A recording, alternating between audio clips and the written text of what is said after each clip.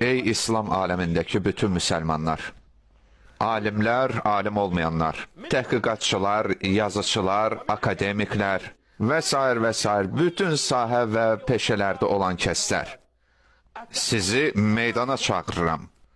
Mənə vur, tut, bircə rəvayət gətirin. Yaxşı diqqət edin ki, sənədi səhih olsun.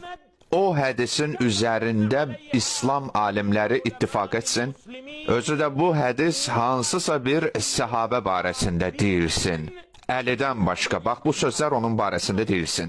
Birincisi, səni yalnız mömin sevər və sənə yalnız münafiq nifrət bəsləyər. 2. Əlini sevən məni sevmişdir. Əliyə kin və nifrət bəsləyən mənə bəsləmişdir. Əlini incidib ona əziyyət verən mənə əziyyət vermişdir.